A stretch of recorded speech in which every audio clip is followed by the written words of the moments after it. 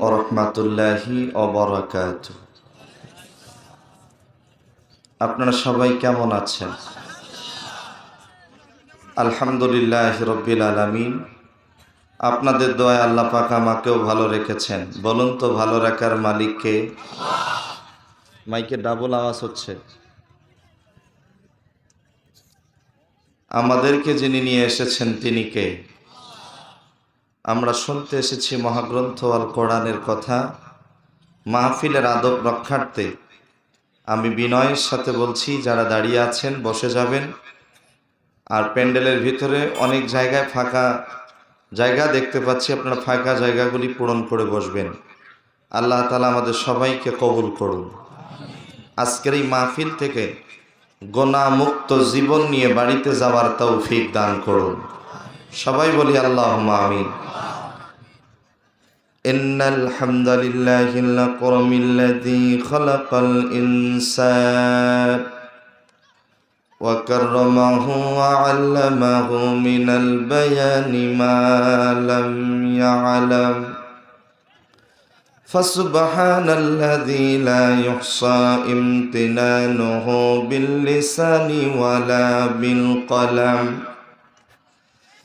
নাশহাদু আল্লা ইলাহা ইল্লাল্লাহু ওয়াহদাহু লা শারীকা লাহু ওয়া নাশহাদু আন্না সাইয়্যিদানা ওয়া হাবিবিনা ওয়া মাওলানা মুহাম্মাদান আবদুহু ওয়া রাসূলুহু الذي أرسله بالحق بشيرا ونذيرا وداعيا إلى الله بإذنه وسراجا وقمرا منيرا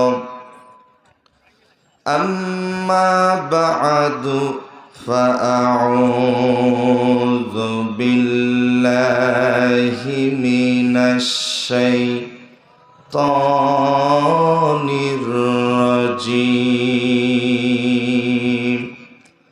بسم الله الرحمن الرحيم شرع لكم من الدين ما وصى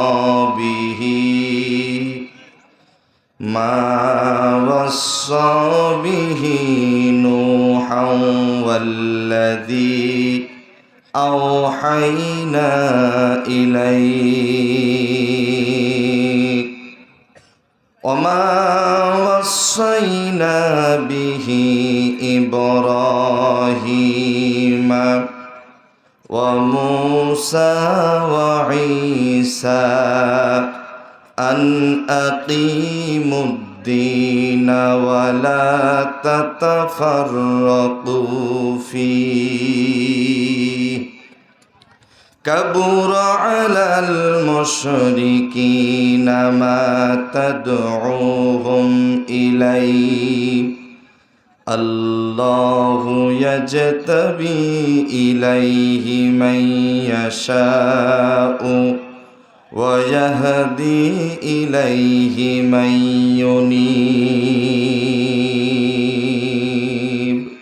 صدق الله العظيم إن الله وملائكته يصلون على النبي يا أيها الذين آمنوا صلوا عليه وسلموا تسليما সকলেই দুরূদ ইব্রাহিম পড়নি। আল্লাহুম্মা সাল্লি আলা মুহাম্মাদিন ওয়া আলা আলি মুহাম্মাদ কামা সাল্লাইতা আলা ইব্রাহিম ওয়া আলা আলি ইব্রাহিম ইন্নাকা হামিদুম মাজিদ। আল্লাহুম্মা বারিক আলা মুহাম্মাদিন ওয়া আলা আলি মুহাম্মাদ كما باركت على إبراهيم وعلى آل إبراهيم إنك حميد مجيد لا إله সবাই লা ইলাহা সুবহানাল্লাহ আলহামদুলিল্লাহ লা ইলাহা সুবহানাল্লাহ আলহামদুলিল্লাহ লা ইলাহা লা ইলাহা ইল্লাল্লাহু মুহাম্মাদুর রাসূলুল্লাহ সাল্লাল্লাহু আলাইহি ওয়াসাল্লাম। কোন জমিনে মাটি আমার হবে গোরস্থান, কাদের চোখের জলে আমি, কাদের চোখের জলে আমি পাব পরিত্রাণ। কোন জমিনে মাটি আমার হবে গোরস্থান, কাড়ায় আমায় গোসল দেবে, কে আনিবে কাফন, কাড়ায় আমায় কেঁদে কেঁদে করে দিবে দাফন। কাড়ায় আমার পাশে বসে, কাড়ায় আমার পাশে বসে শোনাবে কুরআন। কোন জমিনে মাটি আমার হবে গোরস্থান, কার কাঁধে চড়ে আমি কবর দেশে যাব, জানি না কার মোনাজাতে আল্লাহ রহম পাবো, কার কারণে করবে ক্ষমা, কার কারণে করবে ক্ষমা আল্লাহ মেহেরবান। কোন জমিনে মাটি আমার হবে গোরস্থান, কোন জমিনে মাটি আমার হবে গোরস্থান। ঐতিহ্যবাহী রংপুর জেলা মিঠাপুকুর উপজেলাধীন ছড়ান দ্বিমুখী উচ্চ বিদ্যালয় মাঠ প্রাঙ্গণে আয়োজিত হযরত হাফসা রাদিয়াল্লাহু তাআলা আনহা আদর্শ মহিলা কওমি মাদ্রাসা কমিটি কর্তৃক আয়োজিত তৃতীয় বার্ষিক তাফসিরুল কোরআন মাহফিল 2024।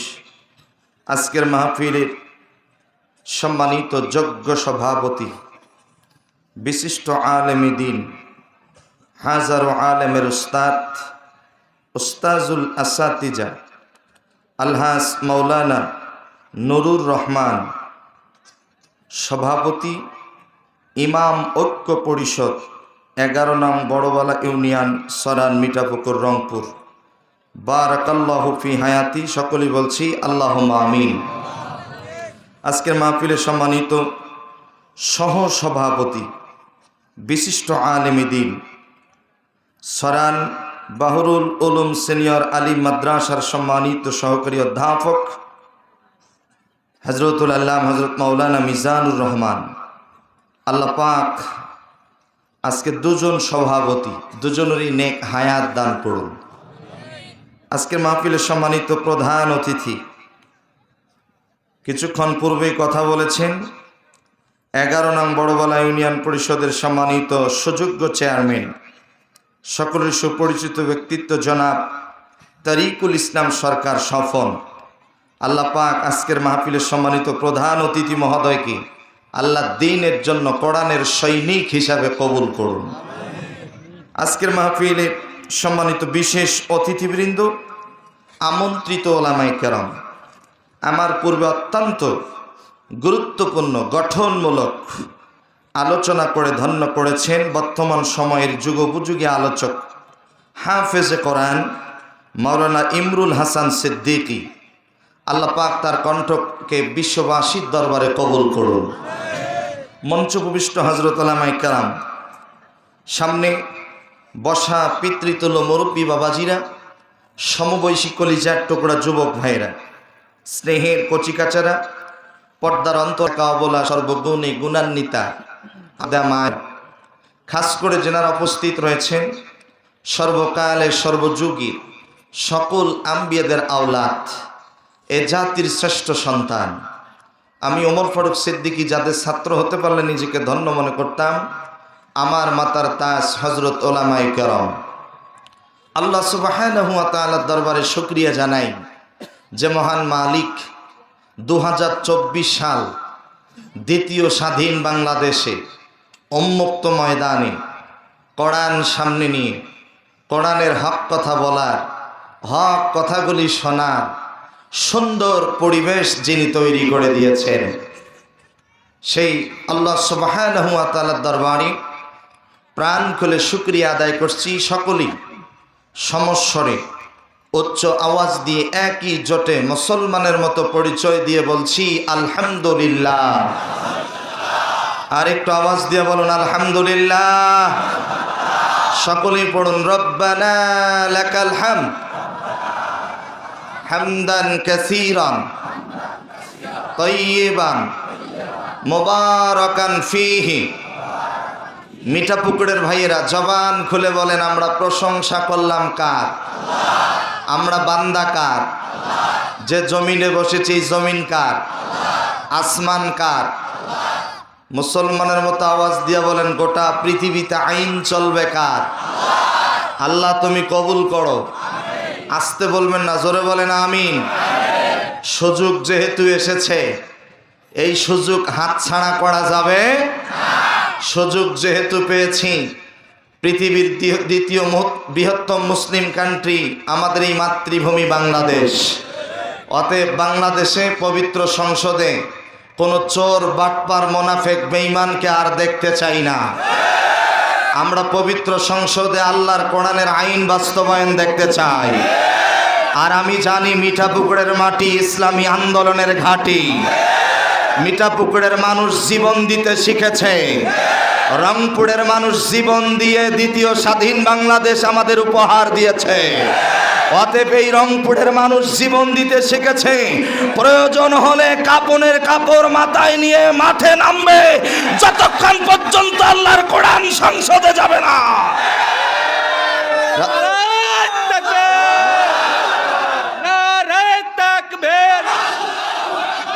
আল কোরআনের আলো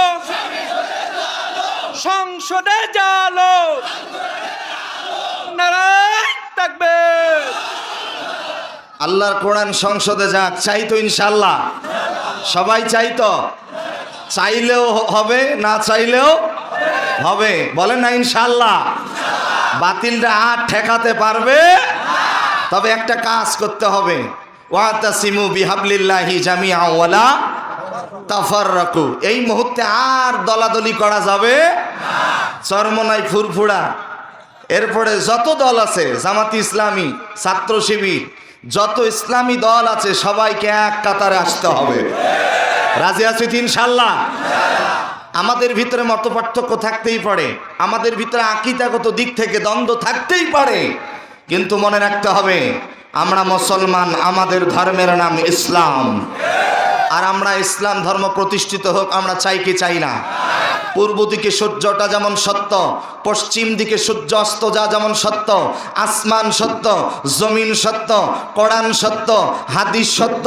ওয়াল্লাহে বিল্লাহে তাল্লাহে, আল্লাহর নামের কসম করে বলছি, আল্লাহর কোরআন হাতের মধ্যে, আল্লাহর কোরআন নিয়ে বলছি, আগামী পৃথিবী হবে মুসলমানের পৃথিবী।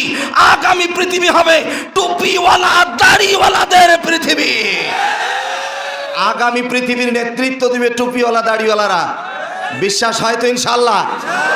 বিশ্বাস না হলে আজকের আলোচনা থেকে অবশ্যই বিশ্বাস হবে। ইনশাল্লাহ বলেন, আর একটু জোরে বলেন। আল্লাহর কোরআন আছে যেখানে, আমি জানি মিঠাপুকুরের মাটি ইসলামী আন্দোলনের ঘাঁটি, ঠিক তো? যদি জীবন দেওয়া লাগে রাজি আছেন? শহীদ আবু সাইদ যেমন বুক পেতে দিয়েছিল, প্রয়োজন হলে আবারও বুক পেতে দেব, যতক্ষণ পর্যন্ত কোরআনের আইন বাস্তবায়ন না হবে। ঠিক কিনা বলেন? এক হওয়ার দরকার আছে। তালের দিন শেষ, আগামীতে আল কোরআনের বাংলাদেশ। বলেন ইনশাআল্লাহ।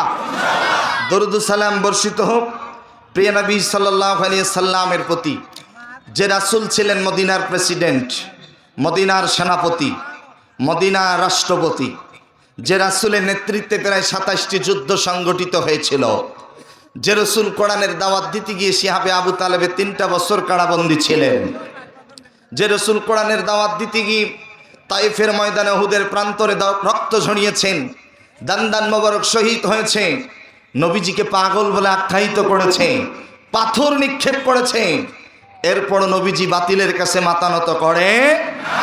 আমরা সেই নবীর উত্তরসূরি। আল্লাহর পাক বলেন, লাকাদ কানা লাকুম ফি রাসূলিল্লাহি উসওয়াতুন হাসানা। আমাদের মডেল, আমাদের আদর্শ জনাবে মুহাম্মদুর রাসূলুল্লাহ সাল্লাল্লাহু আলাইহি সাল্লাম। সেই রাসূলের পথে আমরা আছি তো ইনশাআল্লাহ? রাসূলের শাফাত ছাড়া কেউ জান্নাতে যেতে পারবো? সেই নবীর প্রতি প্রাণ ভরা দুরূদ সালাম সকলেই মহব্বতে পড়ে নিচ্ছি সাল্লাল্লাহু আলাইহি ওয়াসাল্লাম। আলোচনা গরম হবে না নরম হবে? দেখছেন মিঠাপুকুরের মানুষ নরম শুনতে রাজি না, ঠিক কিনা বলেন? 17 বছর যে নির্যাতন জুলুম অত্যাচারের শিকার হয়েছি, এর দাঁত ভাঙ্গা জবাব স্বৈরাচারী শাসক সহ তার উত্তরসূরি যারা, তাদেরকে দিতে হবে, ঠিক কিনা বলেন? আমরা নাম বলতে চাই না, আর এই কোরআনের মাহফিলে ওই অপবিত্র নামটা নিতে চাই না। কেউ যদি কারো সন্তান হয়, ছেলে হয়, আপনাকে যদি 1 লাখ টাকা দেয় যে আপনার ছেলের নামটা ফেরাউন রাখেন, রাখবেন? কথা বলেন, রাখবেন? রাখবেন না। যদি বলে তোমাকে 2 লাখ টাকা দেবো, তোমার ছেলেটার নাম আবু জেহেল রাখো, কথা বলে না, রাখবে? কেউ যদি বলে তোমাকে 5 লাখ টাকা দেবো, তুমি তোমার ছেলেটার নাম নমরুদ রাখো, রাখবে? আমার বিশ্বাস আগামীতে কারো যদি মেয়ে সন্তান জন্মগ্রহণ করে, যদি মেয়ে সন্তান জন্মগ্রহণ করে, তাহলে ওই মেয়ের নাম আর হাসিনা নাম রাখবে না, ঠিক কিনা বলেন? আল্লাহ আমাদেরকে হেদায়েত নসিব করুন। আসতে বলবেন না, জোরে বলেন। আলোচনা হবে তো ইনশাআল্লাহ? আমি জানি আপনাদের মন মানসিকতা খুব ভালো আছে। আজকের এই মাহফিলটা একটি মহিলা মাদ্রাসার মাহফিল, বলেন আলহামদুলিল্লাহ। মাদ্রাসাটা ভালো হোক, সুন্দর করে চলুক, আমরা চাই কি চাই না? দিন প্রচার হোক, আমরা চাই কি চাই না? অবশ্যই চাই। কোরআন আছে যেখানে, আমরা আছি। হতে পারে আজকের মাহফিল আমাদের জীবনের শেষ মাহফিল।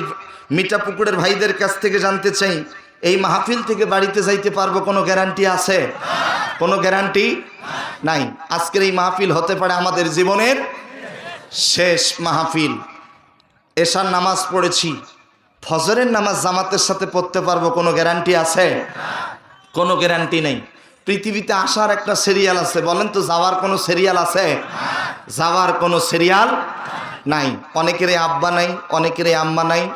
আজকে আপনাদের সামনে আলোচনা করব যে এই দ্বিতীয় স্বাধীন বাংলাদেশে আমাদের করণীয় কি। দ্বিতীয় স্বাধীন বাংলাদেশ পেয়েছি, এই মুহূর্তে আমাদের কি কি করণীয়, আমাদের দায়িত্ব কর্তব্য কি।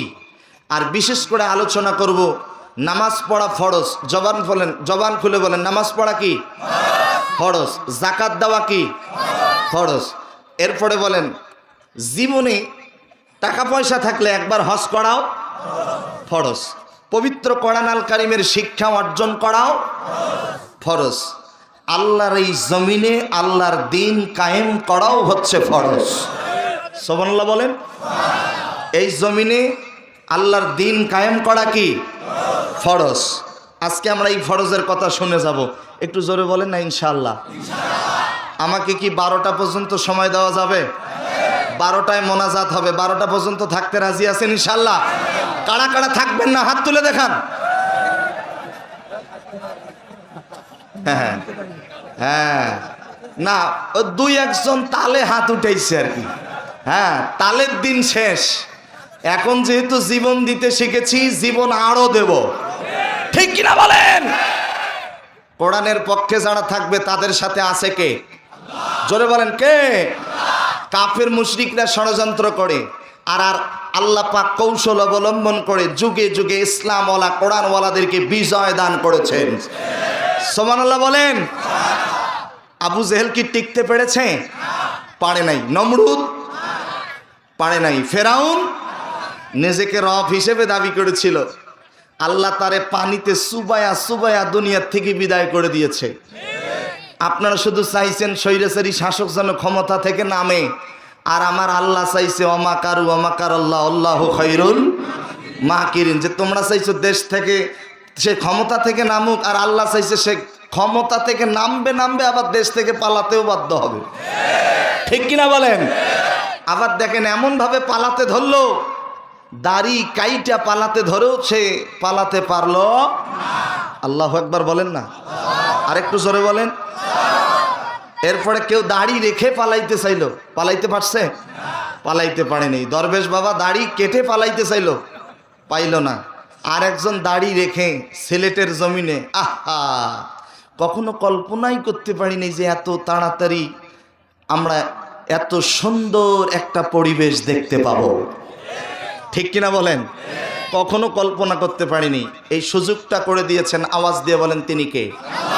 বৈষম্য বিরোধী ছাত্র আন্দোলন করেছে, আলহামদুলিল্লাহ তারা জীবন দিয়েছে। এখনো অনেকেই পঙ্গুত্ব অর্জন করে হসপিটালে ভর্তি আছে। মনে রাখতে হবে, বৈষম্য বিরোধী ছাত্র আন্দোলনের মাধ্যমে আল্লাহ পাক কৌশল অবলম্বন করে আমার আল্লাহ নিজেই মাস্টার মাইন্ড হয়ে এই জমিনে আমাদেরকে এত সুন্দর পরিবেশ তৈরি করে দিয়েছেন, ঠিক কিনা বলেন? ওই যে বাচ্চা আব্রাহা যখন তার সাঙ্গপাঙ্গনি আল্লাহ তালার ঘর কাবা ঘর ধ্বংস করার জন্য এসেছিল, ওয়া আরসালা আলাইহিম তৈরন আবাবিল, সুবহানাল্লাহ বলবেন না?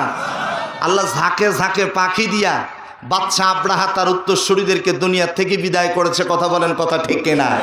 ঠিক সেই রকম আল্লাহ পাক কৌশল অবলম্বন করে বৈষম্য বিরোধী ছাত্র আন্দোলনকে সামনে রেখে আল্লাহ পাক আমাদেরকে বিজয় দান করেছেন। তবে এই বিজয় এখনো সঠিক বিজয় আসে নাই। সঠিক বিজয় আসবে তখন আল্লাহর এই জমিনে পবিত্র মাতৃভূমি বাংলাদেশে কোরআনের আইন বাস্তবায়ন হবে যখন, ঠিক কিনা বলেন? এই জন্য আমাদেরকে অগ্রণী ভূমিকা পালন করতে হবে। আল্লাহ তাআলা আমাদের সবাইকে কবুল করুন। আসতে বলবেন না, একটু জোরে বলেন না, আল্লাহুম্মা আমিন। তাহলে কৌশল কার? আল্লাহ পাকের।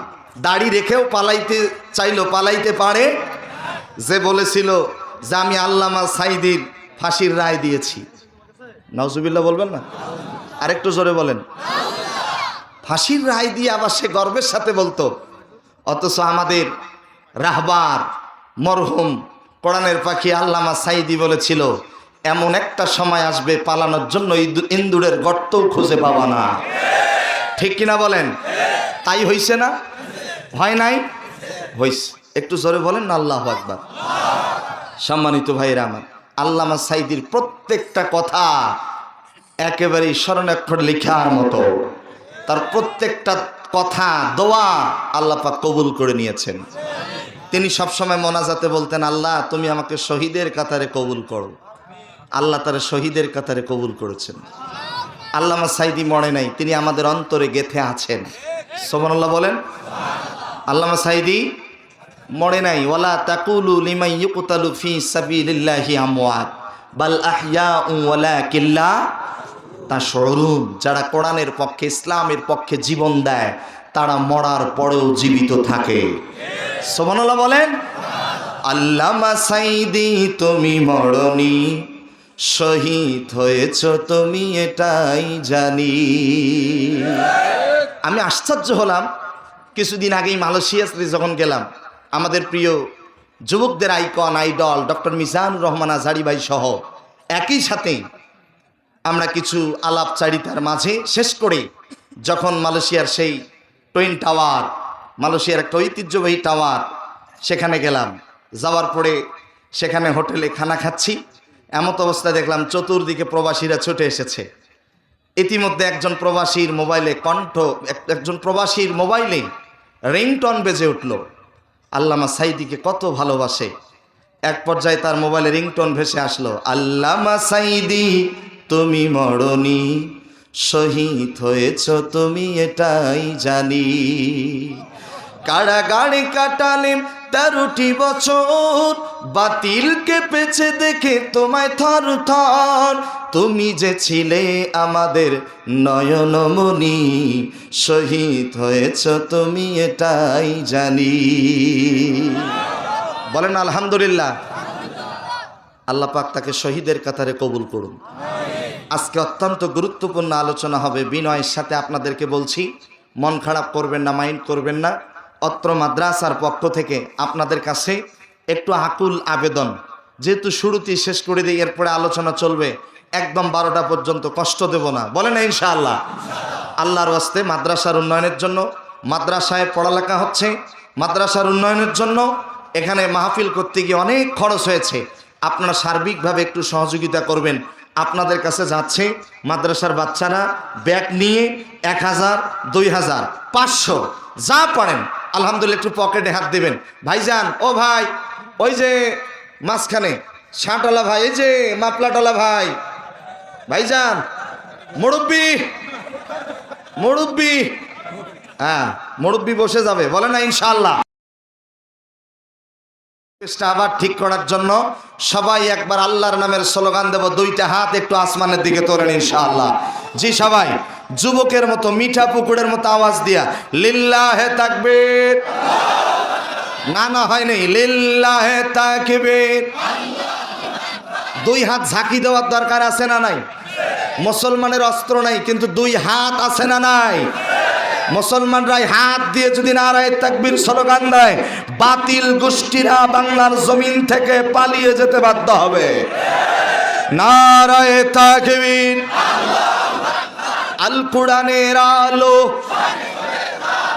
সংসদে জালো, কোরআন আছে যেখানে, হাদিস আছে যেখানে, বাটপার মুনাফিক যে দলে, সুদ ঘুষ যে দলে, মাদক দ্রব্য যে দলে, চুরি ডাকাতি যে দলে, বেনামাজি যেখানে, ভণ্ড পীর যে দলে, আওয়াজ দেন কোরআন আছে যে দলে। নারায়ে তাকবীর। যুবকের মতো নারায়ে তাকবীর, নারায়ে তাকবীর। আল কোরআনের আলো। মাশাআল্লাহ, বলেন আলহামদুলিল্লাহ। আপনাদের কষ্ট হয়েছে? কষ্ট নেবেন না ইনশাআল্লাহ। আল্লাহ তাআলা আপনাদের সবাইকে আখিরি মোনাজাত পর্যন্ত ধৈর্য ধারণ করার তৌফিক দান করুন। সম্মানিত ভাইরা, please come to my point. যে কথা বলতেছিলাম, পবিত্র মহাগ্রন্থ আল কোরআন, একটু মনোযোগী হয়ে যান। পবিত্র মহাগ্রন্থ আল কোরআন, কর্তৃপক্ষকে বলবো মা বোনদের ওখানে কিছু ব্যাগ রুমাল পাঠিয়ে দেবেন। মা বোনেরা এই সুযোগে আপনারা এই মাহফিলের জন্য সর্বোচ্চ সহযোগিতা করবেন। আল্লাহ তাআলা কবুল করুন। পবিত্র মহাগ্রন্থ আল কোরআন, এই কোরআনে মোট 114টি সূরা রয়েছে। তন্মধ্যে 42 নম্বর সূরা, সূরাটির নাম হচ্ছে সূরা আশ-শুরা। এই সূরাটিতে মোট আয়াত রয়েছে 53টি, রুকু সংখ্যা 5টি। পবিত্র কোরআন আল কারীমের 25 নম্বর পাড়ার মধ্যে এই সূরাটি রয়েছে। আপনাদের সামনে যে আয়াতে কারিমা তেলাওয়াত করেছি, সূরা আশ-শুরার 13 নম্বর আয়াতে কারিমা তেলাওয়াত করেছি। আল্লাহ তাআলা তৌফিক দান করলে তেলাওয়াতকৃত আয়াতকে সামনে রেখে বিষয়ভিত্তিক কিছু কথা বলবার নিয়ত করেছি। আল্লাহ তাআলা আমাকে বলার এবং আমাদের সবাইকে আমলের নিয়তে শ্রবণ করার তৌফিক দান করুন। সবাই বলেন আল্লাহুম্মা আমিন। পবিত্র কোরআন আল কারীমের কত নাম্বার সূরা? 42। সবাই বলেন কত? 42 নম্বর সূরা। সূরাটির নাম কি? সূরা শূরা। কত নাম্বার আয়াতে কারিমা তেলাওয়াত করেছি? 13। কত? 13 নম্বর আয়াত। বাড়িতে গিয়ে একটু মিলিয়ে নেবেন ইনশাআল্লাহ। আল্লাহ পাক এখানে 5 জন নবীর কথা বলেছেন। সুবহানাল্লাহ বলেন। কয়জন? 5 জন নবীর কথা উল্লেখ করেছেন। আল্লাহ তাআলা প্রত্যেকটা নবী রাসূলকে দ্বীনের দাওয়াত দেওয়ার জন্যই পৃথিবীতে পাঠিয়েছেন। তন্মধ্যে এই আয়াতে কারিমার ভিতরে আল্লাহ পাক রব্বুল আলামিন 5 জন নবীর কথা উল্লেখ করেছেন এবং 5 জন নবীকে কেন্দ্র করে আল্লাহ তাআলা বলেছেন যে এই জমিনে দ্বীন কায়েম করতে হবে। সুবহানাল্লাহ বলেন। আরেকটু জোরে বলেন। আল্লাহ রাব্বুল আলামিন বলেন, শারআ লাকুম মিনাদ-দীনি মা ওয়াসসা বিহি নূহা ওয়াল্লাযী আওহাইনা ইলাইহি। আল্লাহ তাআলা বলেন, তোমাদের জন্য দ্বীনের সেই সব নিয়ম কানুন নির্ধারণ করেছেন যার নির্দেশ তিনি হযরতে নূহ আলাইহিস সালাতু ওয়াস সালামকে দিয়েছেন। শুধু নূহ নবী নয়, এখানে আল্লাহ তাআলা বলেন আওহাইনা ইলাইক। এখানে বিশ্ব নবীজিকে কেন্দ্র করে নবীজিকেও একই নির্দেশ দিয়েছেন। শুধু বিশ্ব নবীজি নয়, আল্লাহ পাক রব্বুল আলামিন এরপরে বলেন ওয়ামা ওয়াসাইনা বিহি ইব্রাহিম। আল্লাহ পাক মুসলিম মিল্লাতের জাতির পিতা হযরত ইব্রাহিম আলাইহিস সালাতু ওয়াস সালাম, ইব্রাহিম নবীকে আল্লাহ তাআলা একই নির্দেশ দিলেন। সুবহানাল্লাহ বলেন। আরেকটু জোরে বলেন। আমাদের জাতির পিতার নাম কি? ইব্রাহিম সাল্লাম। আজ থেকে 10 বছর আগে পঞ্চগড় জেলা তেঁতুলিয়া উপজেলার ভাইস চেয়ারম্যান সেই সময় ছিল আমার প্রিয় ইকবাল ভাই। বর্তমান পঞ্চগড় জেলার যিনি আমিরের দায়িত্বে পালন করছেন। 10 বছর আগে তেঁতুলিয়ায় যখন আলোচনা করতেছিলাম, এক পর্যায়ে বলেছি মিল্লাতা আবিকুম ইব্রাহিম হুয়া সাম্মাকুমুল মুসলিমিন। মুসলিম মিল্লাতের জাতির পিতা হযরত ইব্রাহিম আলাইহিস সালাতু ওয়াস সালাম।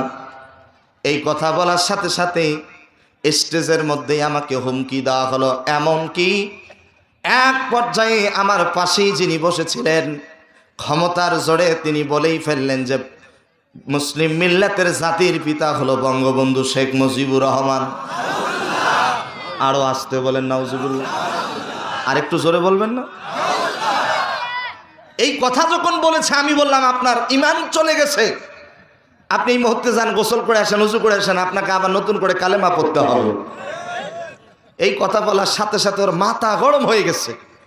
আমি এত করে বুঝাচ্ছি যে না, মুসলিম মিল্লাতের জাতির পিতা একজন, তিনি হচ্ছে হযরত ইব্রাহিম আলাইহিস সালাতু ওয়াস সালাম। সুবহানাল্লাহ বলবেন না? উত্তম আদর্শওয়ালা নবী 2 জন। একজন হচ্ছে জনাবে মুহাম্মদুর রাসূলুল্লাহ সাল্লাল্লাহু আলাইহি সাল্লাম, আর একজন হচ্ছে হযরতে ইব্রাহিম খলিলুল্লাহ। জোরে বলেন না আল্লাহু আকবার। 2 জন উত্তম আদর্শওয়ালা নবী। যেই 2 জন নবীর নাম আমরা যখন নামাজ পড়ি, নামাজের মধ্যে যখন দুরূদ ইব্রাহিম পড়ি, আল্লাহুম্মা সাল্লি আলা মুহাম্মাদিন ওয়া আলা আলি মুহাম্মাদ কামা সাল্লাইতা আলা ইব্রাহিম ওয়া আলা আলি ইব্রাহিম। বলেন তো দুরূদের মধ্যে কয়জন নবীর নাম আছে? এই 2 জন নবী হলো উত্তম আদর্শওয়ালা নবী। এই কথা বলার সাথে সাথে স্টেজের মধ্যে আক্রমণ করা হলো। এমনকি আর মাহফিল হতে দিল না। মাত্র 10 থেকে 12 মিনিট কথা বলেছি। 10 বছর ইসলামী আন্দোলনের রাহবাররা তারা আমাকে বলেছে, ভাই এই স্বৈরাচারী শাসক যতদিন থাকবে ততদিন পর্যন্ত মনে হয় আপনার আর পঞ্চগড়ের মাটিতে আসা হবে না। এমনকি প্রায় 100-র অধিক ইসলামী আন্দোলনের রাহবার যারা, তাদের বিরুদ্ধে মিথ্যা মামলা দেওয়া হলো। 10 বছর পঞ্চগড়ের মাটিতে যাইতে পারি নাই। একমাত্র মুসলিম মিল্লাতের জাতির পিতা ইব্রাহিম খলিলুল্লাহর কথা বলার কারণে 10 বছর কোরআনের মাহফিল থেকে বঞ্চিত করেছে। আলহামদুলিল্লাহ, শুনে খুশি হবেন, 10 বছর পরে 2024 সাল গত 8ই নভেম্বর, আজকে জুমার দিন, গত জুমার দিন ওই মাহফিলে সর্বপ্রথম তারা আবারও আমাকে ওই মাহফিলেই দাওয়াত করে নিয়ে গেছে। আলহামদুলিল্লাহ বলেন, আরেকটু জোরে বলেন। যারা বাধা দিয়েছিল, যাওয়ার পরে খোঁজ নিলাম তারা আর এলাকাতেই নাই। কোথায় নাই? এলাকাতে। গর্ত খনন করে যাকে গর্তে ফেলানোর জন্য তারা ষড়যন্ত্র করেছিল, আজকে সেই গর্তের ভিতরে আল্লাহ পাক তাদেরকেই প্রবেশ করিয়ে দিয়েছেন। ঠিক কিনা বলেন? তারা ষড়যন্ত্র করে আর আমার আল্লাহ পাক কৌশল অবলম্বন করে। সুবহানাল্লাহ বলবেন না? আরেকটু জোরে বলেন। আল্লাহু আকবার। আমাকে যাওয়ার পরে সবাই বলছে, হুজুর আমি 1 নাম্বার আসামি ছিলাম। আরেকজন এসে বলছে, হুজুর আমি 2 নাম্বার। আরেকজন এসে বলছে, আমি 7 নাম্বার। সব আসামিগুলো আমার সাথে সাক্ষাৎ করতেছে। এখন বলতেছে, আলহামদুলিল্লাহ হুজুর, আমাদের মাহফিলে বাধা দেওয়ার মতো আর কেউ নাই। আলহামদুলিল্লাহ, শুধু ওইখানে নয়, এখনো পর্যন্ত স্বৈরাচারী দোসররা কিন্তু এখনো বাংলার জমিনে ঘুরে বেড়াচ্ছে। তারা চান্স খুঁজতেছে মাহফিলে বাধা দেওয়ার জন্য। প্রস্তুত নিয়ে থাকবেন, এবার থেকে মাহফিলে কেউ বাধা দিতে আসলে সে যেন জীবন নিয়ে বাড়িতে ফিরতে না পারে। ঠিক কিনা বলেন? এই শক্তি আছে তো ইনশাল্লাহ? জোরে বলেন না ইনশাল্লাহ? আল্লাহ আপনাদের সবাইকে কবুল করুন। আল্লামা সাইদির ফাঁসির রায় যেদিন দিয়েছিল, এই মিঠাপুকুরের জমিন থেকে 7 জন শহীদ হয়েছে। কথা বলে না কেন? কয়জন? 7 জন শহীদ হয়েছে। তবে আমরা সৌভাগ্যবান, এই রংপুরের বীরশ্রেষ্ঠ আবু সাইদ জীবন দেওয়ার কারণেই মাতৃভূমি বাংলাদেশ আবার আমরা নতুন করে পেয়েছি। ঠিক কিনা বলেন?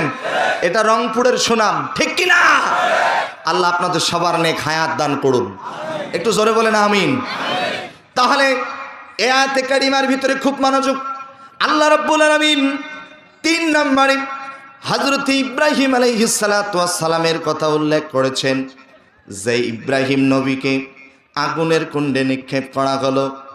মিস্টার নমরুদ আগুনের কুণ্ডে যখন নিক্ষেপ করল, ফেরেশতারা এসে হযরত ইব্রাহিম আলাইহিস সালাতু ওয়াস সালামকে ডাক দিয়া বলে, আপনি যদি আমাদেরকে অনুমতি দেন তাহলে আগুন নিভিয়ে দেব, আপনাকে হেফাজত করব।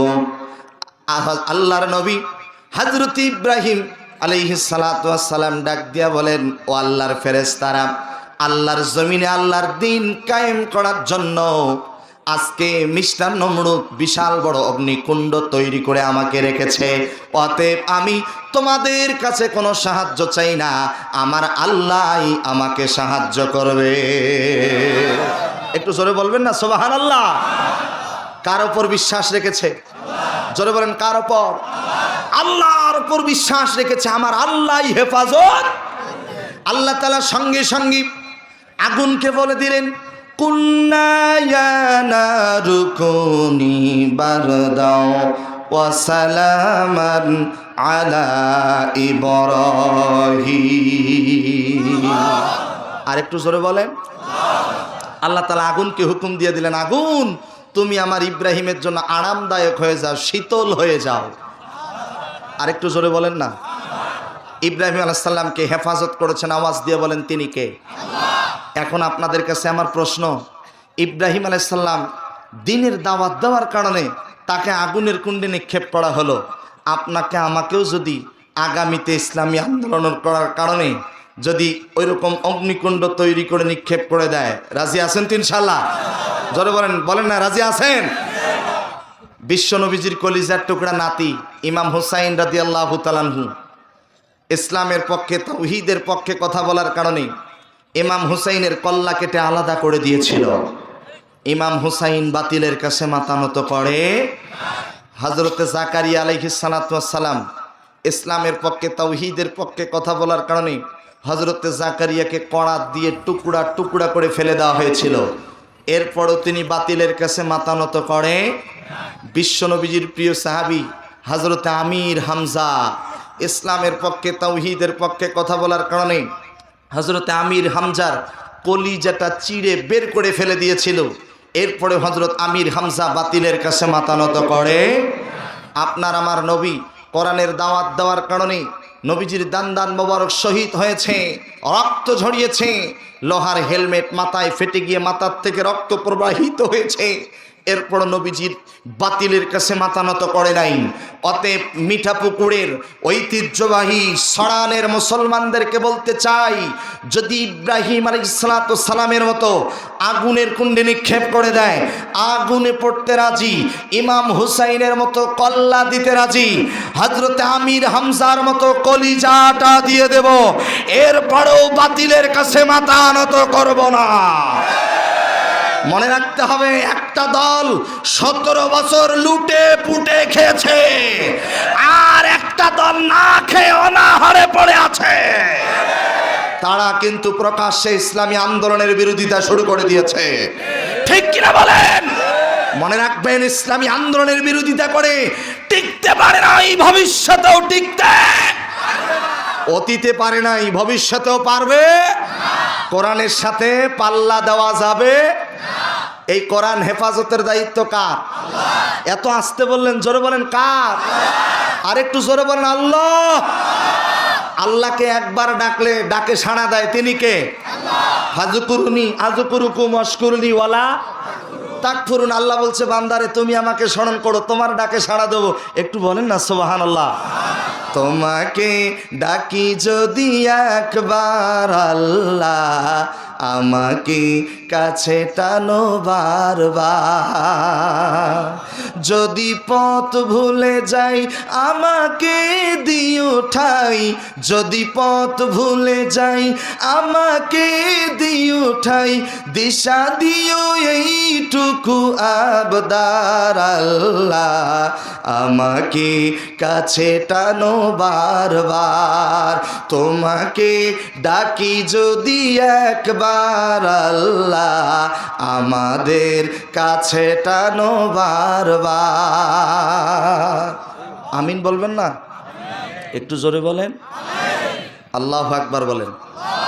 কোরআন আছে যেখানে, হযরত ইব্রাহিম আলাইহিস সালামকে আল্লাহ তাআলা একই হুকুম দিলেন, আল্লাহর জমিনে আল্লাহ দিন কায়েম করতে হবে। শুধু ইব্রাহিম নবী নয়, আল্লাহ পাক নূহ নবীকে বললেন, আপনার আমার নবী আখেরি পয়গম্বর নবীকে বললেন, এরপরে হযরত ইব্রাহিম নবীকে বললেন, এরপরে আল্লাহ তাআলা বলেন ও মূসা, আল্লাহ পাক মূসা নবীকেও একই নির্দেশ দিলেন।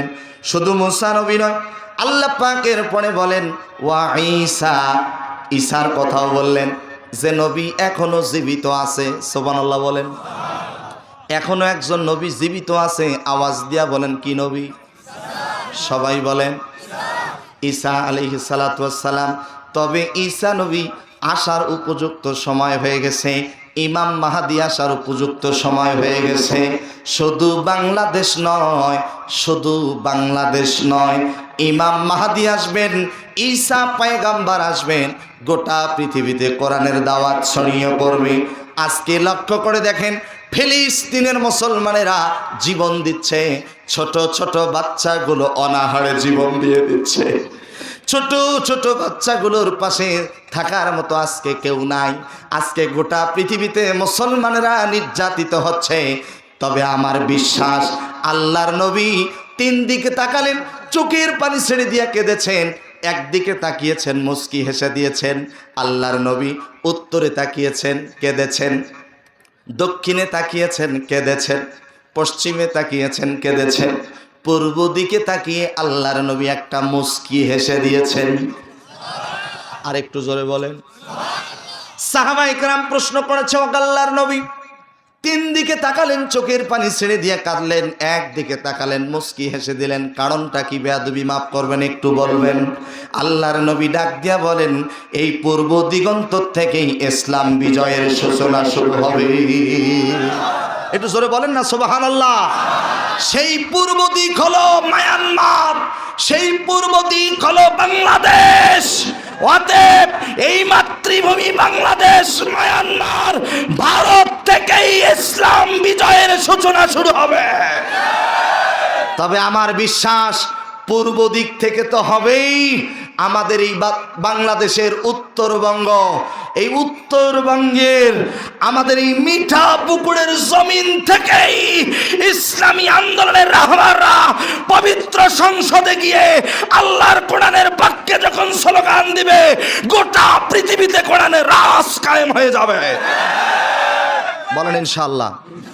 আরেকটু জোরে বলেন। আল্লাহ তুমি আমাদেরকে কবুল করো। কয়জন নবীর কথা বললাম? আল্লাহ পাক দেখেন, হযরতে আল্লাহ পাক প্রথমেই বললেন হযরতে নূহ আলাইহিস সালাতু সালাম, এরপরে বললেন মুহাম্মদুর রাসূলুল্লাহ সাল্লাল্লাহু আলাইহি সাল্লাম, 3 নম্বরে বললেন হযরত ইব্রাহিম, 4 নম্বরে বললেন মূসা, 5 নম্বরে বললেন ঈসা। আল্লাহ পাক 5 জন নবীর কথা উল্লেখ করে বলেন আন আকিমুদ্দিন ওয়ালা তাতাফাররাকু ফি। সবাইকে বলছে আল্লাহর জমিন, আল্লাহর দ্বীন কায়েম করতে হবে। সুবহানাল্লাহ বলেন। কোনো মত পার্থক্য করা যাবে, দলাদলি করা যাবে, আমাদের এক হতে হবে।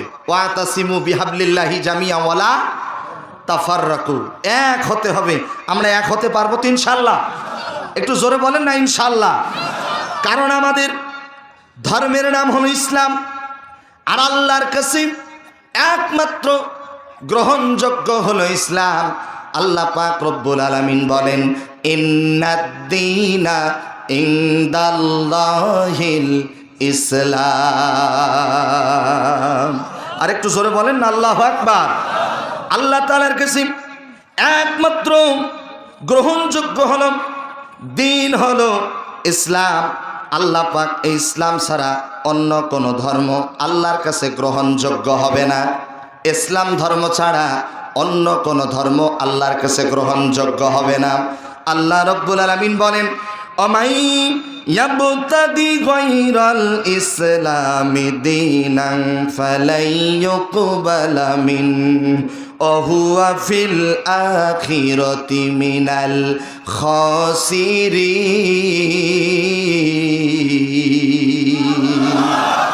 আরেকটু জোরে বলেন। এক একটা অক্ষর তেলাওয়াত করলে 10টা করে নেকি দিবেন। আওয়াজ দিয়ে বলেন তিনি কে? আরো জোরে বলেন তিনি কে? আল্লাহ তাআলা বলেন ইসলাম ছাড়া অন্য কোনো পদ্ধতি অবলম্বন করা যাবে না। একমাত্র গ্রহণযোগ্য হলো আল্লাহর কাছে ধর্ম, যে ধর্মটা সেই ধর্মের নাম হলো ইসলাম। ইসলাম মানে শান্তি, ইসলাম মানে আত্মসমর্পণ করা। ইসলাম আছে যেখানে আমরা আছি, ইসলাম আছে যেখানে আমরা আছি। ইসলাম হলো একটি পরিপূর্ণ জীবন ব্যবস্থা। আল্লাহ রাব্বুল আলামিন বলেন আল-ইয়াউমা আকমালতু লাকুম দীনাকুম ওয়া আতমামতু আলাইকুম নি'মাতি ওয়া রাদিতু লাকুমুল ইসলাম দীনা। একটু আওয়াজ দিয়ে জোরে বলেন না আল্লাহু আকবার। আল্লাহ রাব্বুল আলামিন বলেন আমি তোমাদের জন্য তোমাদের দ্বীনকে পরিপূর্ণ করে দিয়েছি, অতএব আমার নেয়ামত তোমাদের জন্য সম্পন্ন করে দিয়েছি। সুবহানাল্লাহ বলেন। তাহলে বোঝা গেল আল্লাহ পাক 5 জন নবীর কথা এই আয়াতের মধ্যে উল্লেখ করেছেন। একজনও ইসলাম ধর্মের প্রতিষ্ঠাতা ছিলেন না, তারা ইসলামের দাওয়াত দিয়েছেন। আল্লাহু আকবার। সেই ইসলামের দাওয়াত দিতে গিয়ে নবী রাসূল পয়গম্বর তারা নির্যাতন, জুলুম, অত্যাচারের শিকার হয়েছেন এবং আল্লাহ পাক এই দিনকে বিজয়ী করার জন্য প্রত্যেকটা নবী রাসূলকে এই পৃথিবীর জমিনে পাঠিয়েছেন। বলেন সুবহানাল্লাহ। আল্লাহ রাব্বুল আলামিন বলেন ওয়াল্লাযী আরসালা রাসূলাহু বিল হুদা ওয়া দীনিল হাক্কি লিইয়ুযহিরাহু আলাদ-দীনি কুল্লিহি ওয়া কাফা বিল্লাহি শাহীদা। আরেকটু জোরে বলেন না, আরেকটু জোরে বলেন। এই দেখেন আলিফ লাম মিম কয়টা অক্ষর? 3টা অক্ষর। রাসূল বলেছেন যে 3টা অক্ষর উচ্চারণ করবে আল্লাহর ফেরেশতারা তার আমলনামায় কমে পক্ষে 30টা নেকি দিয়ে দেবেন। আর একটু জোরে বলেন। তাহলে এই যে আমি কোরআন তেলাওয়াত করতেছি, এক একটা অক্ষরে 10টা করে নেকি দিবেন কে? আচ্ছা, সে আপনারা যদি আল্লাহু আকবার বলে আল্লাহকে খুশি করতে পারেন, এই জায়গাটা এই মুহূর্তে জান্নাতের বাগান। আল্লাহ পাক আপনার আমার সকলের আমলনামায় সমপরিমাণ সওয়াব দিয়ে দেবেন। আর একটু জোরে বলেন। তাহলে প্রত্যেকটা নবী রাসূলকে আল্লাহ পাক শুধুমাত্র কেবলমাত্র আল্লাহর এই জমিনে দিনকে বিজয়ী করার জন্যই পাঠিয়েছেন। জোরে বলেন না সুবহানাল্লাহ। তাহলে আপনাদের কাছে আমার প্রশ্ন, মিঠাপুকুরের ভাইয়েরা জবান খুলে বলেন, এই আসমান কার? আমরা যে জমিনে বসি, জমিন কার? বাংলাদেশ কার? আমরা শুধু বলি বাংলাদেশ আমার তোমার, পৃথিবীটাই কার? পৃথিবীর যত কিছু সৃষ্টি, সব কিছু সৃষ্টি করেছেন, আওয়াজ দিয়ে বলেন তিনি কে? আল্লাহ পাক। আসমান, জমিন, পাহাড়, পর্বত, নদ নদী, গাছপালা, চন্দ্র সূর্য, গ্রহ নক্ষত্র, কীট পতঙ্গ, সৌররাজি, আটলান্টিক মহাসমুদ্রের নিচে যে বিশাল বড় বড় তিমি মাছ, এগুলোকে সৃষ্টি করেছেন, আওয়াজ দিয়ে বলেন তিনি কে? আল্লাহ পাক। অতএব এই পৃথিবী সৃষ্টি যার, আইন চলবে তার। আলা লাহুল খালকু ওয়াল আমর, তাবারাকাল্লাহু রব্বুল আলামিন। সৃষ্টি যার, জবান খুলে বলেন আইন চলবে কার? এই কথা বললেই এক শ্রেণীর লোক আমাদেরকে সহ্য করতে পারে না, কথা বলে না। মৌলবীরা শুধু স্টেজে উঠলেই আল্লাহর দিন কায়েম করার জন্য, মনে হয় বাংলাদেশে কোরআনের রাজ কায়েম হয়ে গেছে। মৌলবীরা তো এই স্লোগান দেবেই, কারণ মৌলবীদের তো দায়িত্ব আছে। আল উলামা উ ওয়ারাসাতুল আম্বিয়া, ওলামায়ে কেরাম হচ্ছে নবীদের ওয়ারিস। ওলামায়ে কেরামকে যারা ভালোবাসবে তারা নবীকে ভালোবাসবে, আর নবীকে যারা ভালোবাসবে, অমায়ুতির রসুল ফাকদা তো আল্লাহ, সে ব্যক্তি স্বয়ং আল্লাহকে ইজ্জত করলো, সম্মান করলো, ভালোবাসলো। চিৎকার দিয়ে জোরে বলবেন না সুবহানাল্লাহ। আরেকটু জোরে বলেন। তাহলে বলেন, আলেমরা আছে যেখানে আমরা আছি, জালেমরা যেখানে, এখনো কিছু জালেম আছে, এখনো কিছু আমাদের সমাজে মুনাফিক আছে, কথা বলে না। মাঝে মাঝে এখনো মাঝে মাঝে ফতোয়া দেয় যে আমরা কোনো দলের সাথে যাব না, কথা বলে না। আরে ভাই, কেন যাবেন না? মত পার্থক্য থাকতেই পারে। হাত এখানে বাঁধেন, সমস্যা কি? হাত নিচে বাঁধেন, সমস্যা কি? অনেকেই বলে হাত উপরে বাঁধতে হবে, অনেকেই বলে হাত নিচে বাঁধতে হবে, অনেকেই আস্তে আমিন বলে, অনেকেই জোরে আমিন বলে, কথা কন না কেন? অনেকেই বলে হাত এখানে, অনেকেই বলে এখানে। আর ভাই, যার হাত নাই তার কি নামাজ হয় না? আমি মদিনায় গেলাম, মদিনায় যাওয়ার পরে দেখলাম আমার পাশেই একজন দাঁড়িয়েছে। তো আমি আল্লাহু আকবার ইমাম সাহেব বলছে, আমি নামাজে দাঁড়াইছি। তা আমার পাশেই একজন দাঁড়িয়ে আছে, দেখি ওই হাত ছাড়ি দিয়ে নামাজ পড়তেছে। ওখানে একটা গ্রুপে আছে, হাত ছাড়ি দিয়ে নামাজ পড়ে। আচ্ছা বলেন তো, আপনি মদিনায় গেছেন বাবা?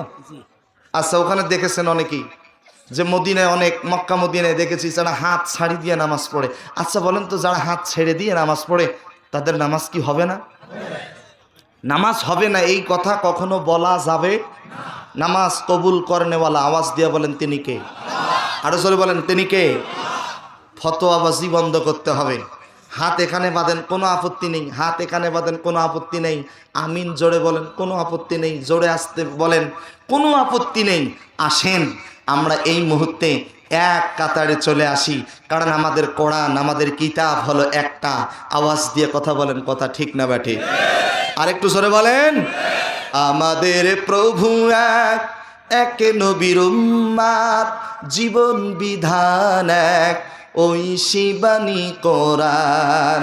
তবে কেন এক নও হে মুসলমান, এক হও করিয়া আহ্বান। তবে কেন এক নও হে মুসলমান, এক হও করিয়া আহ্বান। আমিন বলবেন না? আরেকটু জোরে বলেন। আপনাদের কাছ থেকে শুনতে চাই, আল্লাহর দেওয়া জবান খুলে সবাই বলেন তো, আমরা সবাই এক কাতারে আসি, এই স্লোগান কি আমরা সবাই দিতে পারবো? জোরে বলেন না ইনশাআল্লাহ? আরেকটু জোরে বলেন ইনশাআল্লাহ। বাইতুল্লাহ কয়টা? মিজানের পাল্লা কয়টা?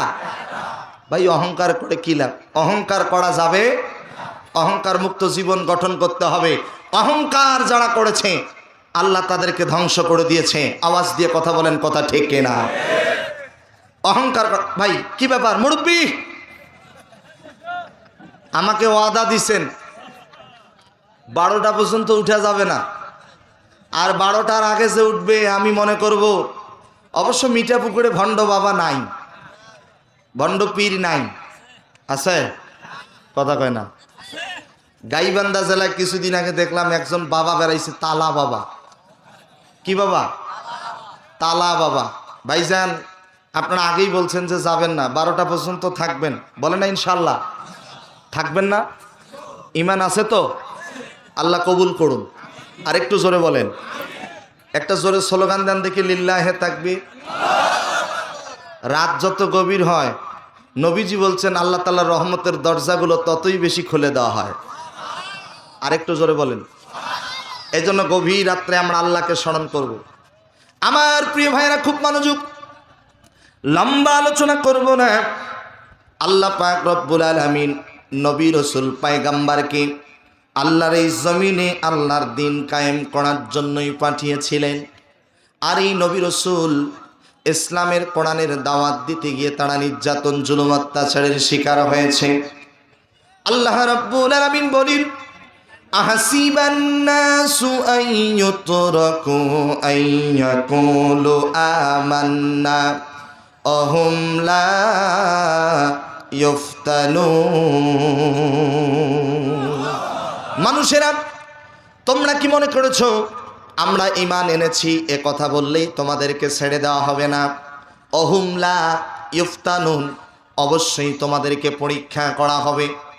দ্বিতীয় স্বাধীন বাংলাদেশ পেয়েছি, মনে করবেন না যে আর পরীক্ষা দেওয়া লাগবে না। সামনে কিন্তু আমাদের বিশাল বড় পরীক্ষার দিন আসতেছে, পরীক্ষা দিতে হবে। আর রংপুর মিঠাপুকুরের ভাইরা, মুরব্বী বাবাজিরা, তরুণ যুবক ভাইরা, পর্দানিশীনা মা এবং বোনেরা, শুধু আমাদেরকে পরীক্ষা দেওয়া লাগবে তা কিন্তু নয়। আমাদের পূর্বে এই জমিনে যারা এসেছিল তারাও কিন্তু ইমানের অগ্নি পরীক্ষা দিয়েছেন। আল্লাহ রাব্বুল আলামিন বলেন, ওয়ালাকাদ ফাতান্নাল্লাযীনা মিন ক্বাবলিহিম ফালা ইয়া'লামান্নাল্লাহুল্লাযীনা সাদাকু ওয়ালা ইয়া'লামান্নাল কাযিবিন। আল্লাহ তাআলা বলেন, তোমাদের পূর্ববর্তীগণ ইমানের পরীক্ষা দিয়েছেন। ইমানের দাবিতে কারা সত্যবাদী আর কারা মিথ্যাবাদী কেউ না জানলে একজন জানেন, আওয়াজ দিয়া বলেন তার নাম কি? আরো জোরে বলেন, তার নাম কি? আপনাকে আমাকে পরীক্ষা দেওয়া লাগবে।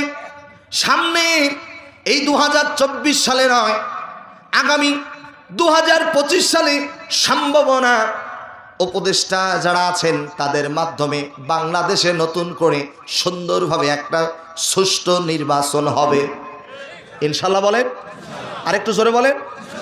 আমরা আশাবাদী, সুষ্ঠুভাবে ন্যায়ভাবে যদি বাংলার জমিনে নির্বাচন হয়, আমরা নিশ্চিত আগামীতে আল্লাহর কোরআন সংসদে যাবে। কথা বলেন। কোনো একদিন বাংলাদেশের আকাশে কালিমার পতাকা দুলবে, সেদিন সবাই আল্লাহরই বিধান পে দুঃখ বেদনা ভুলবে।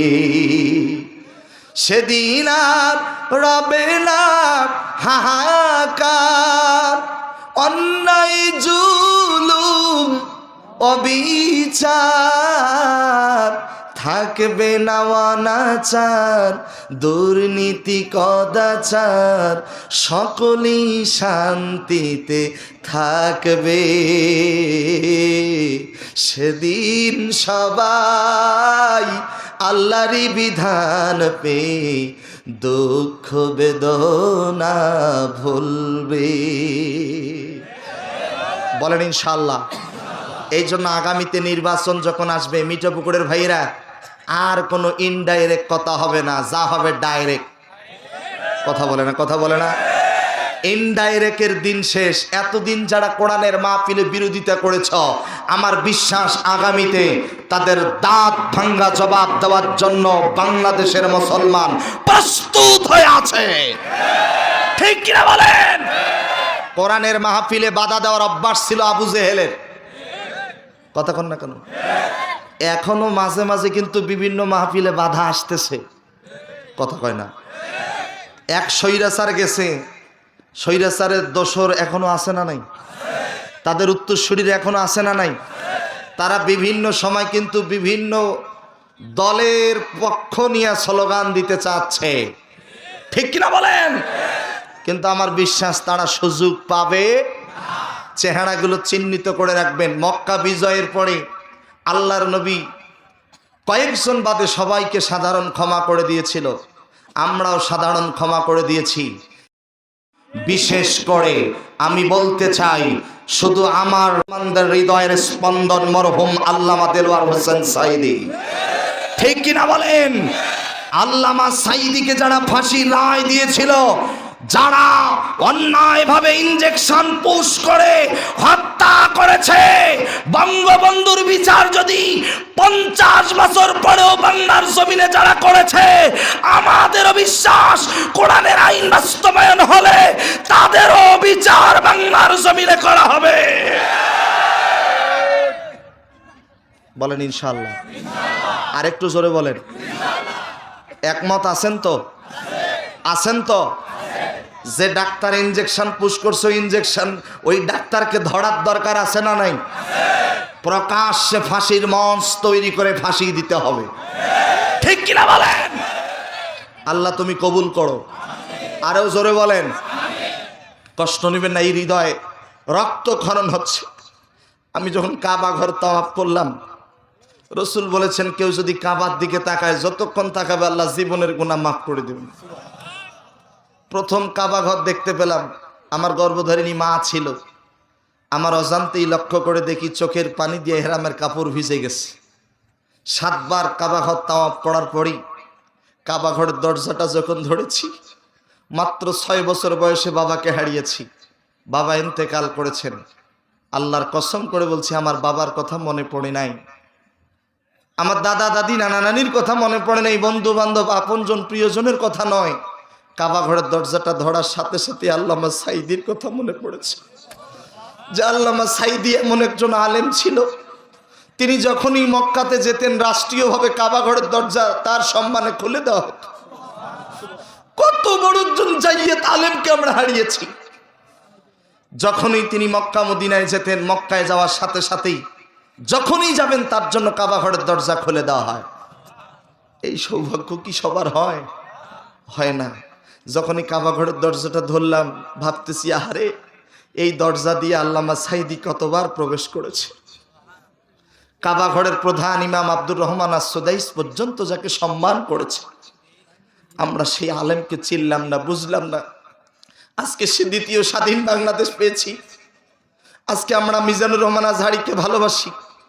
আজকে আমরা মুফতি আমির হামজাকে ভালোবাসি, সাদিকুর রহমান আজহারিকে ভালোবাসি, কামরুল ইসলাম সাঈদ আনসারী হুজুরকে ভালোবাসি, মাওলানা আব্দুল্লাহ আলামিনকে ভালোবাসি।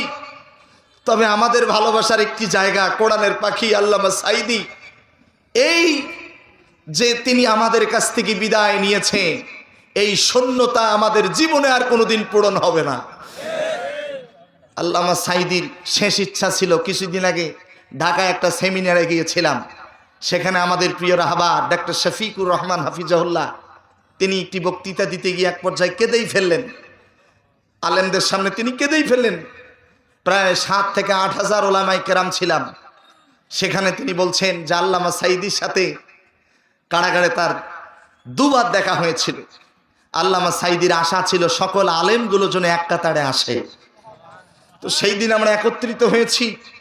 তিনি কথাটা বলেই ফেললেন যে তিনি খুবই আশা ছিল, শেষ বয়সে তার 2টো আশা।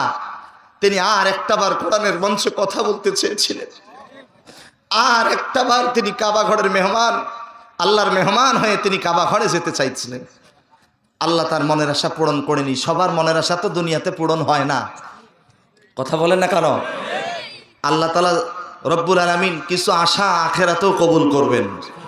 একটু জোরে বলেন না আল্লাহু আকবার।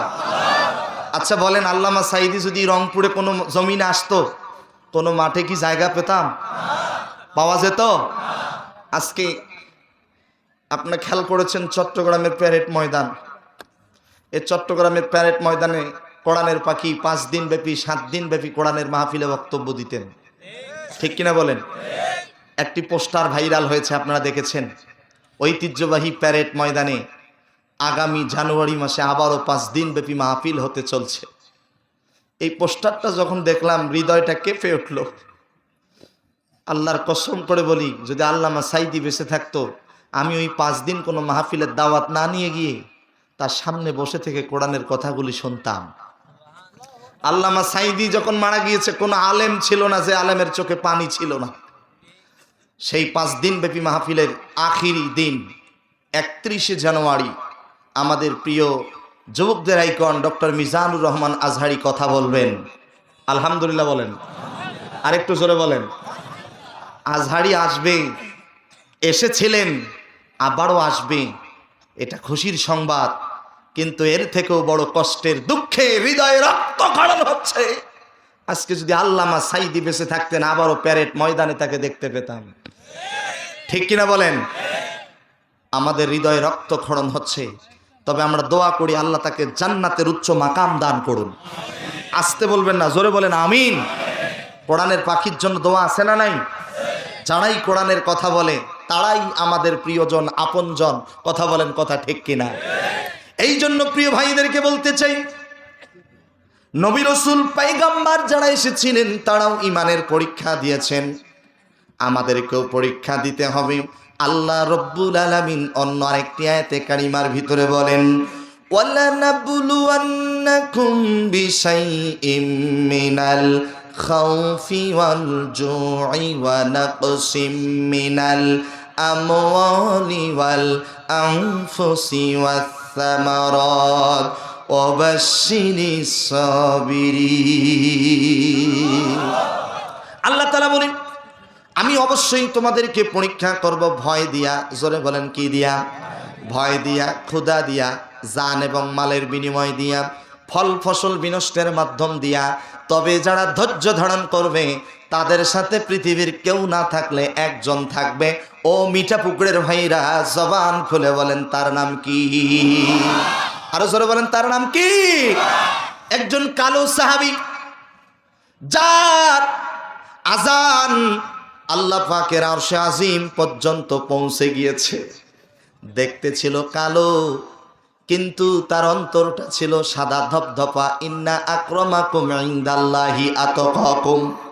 যার অন্তরে আল্লাহর ভয় যত বেশি, ওই ব্যক্তিটা আল্লাহর কাছে তত বেশি প্রিয় হয়ে যায়। হযরত বেলাল রাদিয়াল্লাহু তাআলা আনহু, আল্লাহু আকবার। হযরত বেলাল ইসলামের পক্ষে, তাওহীদের পক্ষে থাকার কারণে হযরত বেলালকে মরুভূমির বালির উপরে ধরে নিয়ে গেছে। হযরত বেলালই 2 হাতের তালুর মধ্যে, 2 পায়ের তালুর মধ্যে লোহার পেরেক তার কাটা মেরে দিয়েছে। বেলালকে ডাক দিয়া বলে, বেলাল বলো তুমি ইসলাম ছেড়ে দিবা কিনা, ইসলামী আন্দোলন ছেড়ে দিবা কিনা? হযরত বেলাল বলেন, আহাদ আহাদ আহাদ, কুল হুয়াল্লাহু আহাদ, আল্লাহ এক, আল্লাহ দ্বিতীয়, আল্লাহুস সামাদ, তিনি কারো প্রতি মুখাপেক্ষী নন। লাম ইয়ালিদ ওয়া লাম ইউলাদ, তিনি জন্মগ্রহণ করেন নাই, তাকেও কেউ জন্ম দেন নাই। ওয়া লাম ইয়াকুল লাহু কুফুয়ান আহাদ, আল্লাহর সমকক্ষ পৃথিবীতে আর কেউ নাই। এই কথা বলার অপরাধে হযরত বেলালের জিহ্বার মধ্যে লোহার পেরেক তার কাটা মেরে দিয়েছে। হযরত বেলালের জিহ্বা দিয়ে দরদর করে রক্তগুলো জমিনে পড়ে। এরপর হযরত বেলাল ইসলাম ছেড়ে দেয় নাই, কোরআনের আন্দোলন ছেড়ে দেয় নাই। অর্ধ পৃথিবী রাষ্ট্রনায়ক খলিফাতুল মুসলিমিন হযরত ওমর রাদিয়াল্লাহু তাআলা আনহু, তিনি সাথীদের সামনে বলতেছে, ও আমার সাথী ভাইরা, ইসলামের জন্য, কোরআনের জন্য সব থেকে বেশি কষ্ট করেছে হযরত বেলাল। এই কথা বলার সাথে সাথে হযরতে খাব্বাব রাদিয়াল্লাহু তাআলা আনহু দাঁড়িয়ে গেছেন, বলছেন লাব্বাইক আমিরুল মুমিনিন। আপনি হযরত বেলালের কথা বললেন, আমি খাব্বাবের কথা বললেন না কেন? হযরত ওমর বলেন, ও খাব্বাব, ইসলামের জন্য বেলাল কষ্ট করেছে সবার জানা আছে, কিন্তু তুমি খাব্বাব কি কষ্ট করেছো এটা তো আমাদের জানা নাই। এই কথা বলার সাথে সাথে হযরতে খাব্বাব রাদিয়াল্লাহু তাআলা আনহু তার গায়ের জামা খুলে দিলেন। গায়ের জামা যখন খুলে দিয়েছে, লক্ষ্য করে দেখে পিঠের মধ্যে বিশাল বড় বড় গর্ত দেখা যায়, কোমরের মধ্যে কোনো গোস্ত নাই। ডাক দিয়া বলে, খাব্বাব রে, ও খাব্বাব, তুমি কেমনে বেঁচে আসো? হযরতে খাব্বাব চোখের পানি ছেড়ে দিয়ে কেঁদে কেঁদে বলেন, আমিরুল মুমিনিন, আমি শুধুমাত্র কেবলমাত্র আল্লাহ তাআলার রহমতে এই জমিনে বেঁচে আছি। ও খাব্বাব, তোমার এই অবস্থা হলো কেমনে? হযরতে খাব্বাব বর্ণনা দিতে গিয়ে এক পর্যায়ে কেঁদে ফেললেন। হযরতে খাব্বাবের কথাগুলো শুনে হযরতে ওমর অর্ধ পৃথিবী রাষ্ট্রনায়ক, তার চোখের পানি দর দর করে পড়তেছে। হযরতে খাব্বাব চোখের পানি ছেড়ে দিয়ে কেঁদে কেঁদে ডাক দেয়া বলেন, আমিরুল মুমিনিন, ইসলামের পক্ষে তাওহীদের পক্ষে থাকার কারণে কাফের মুশরিকরা আমি খাব্বাবকে মরুভূমির বালির উপরে ধরে নিয়ে গিয়ে দুইটি হাত পেছন দিক দিয়া রশি দিয়া, মোটা মোটা রশি দিয়া বেঁধে দিয়েছে, দুইটি পা রশি দিয়া বেঁধে দিয়েছে, উপর করে সয়া দিয়েছে, জ্বলন্ত আগুনের অঙ্গারগুলো আমি খাব্বাবের পিঠের মধ্যে তুলে দিয়েছে। পিঠের গোস্তগুলো গলে গলে জমিনে পড়ে যায়। আমাকে ডাক দিয়া বলে, খাব্বাব, বলো তুমি ইসলাম ছেড়ে দিবা কিনা, কোরআনের আন্দোলন ছেড়ে দিবা কিনা, নবীর ভালোবাসা ছেড়ে দিবা কিনা?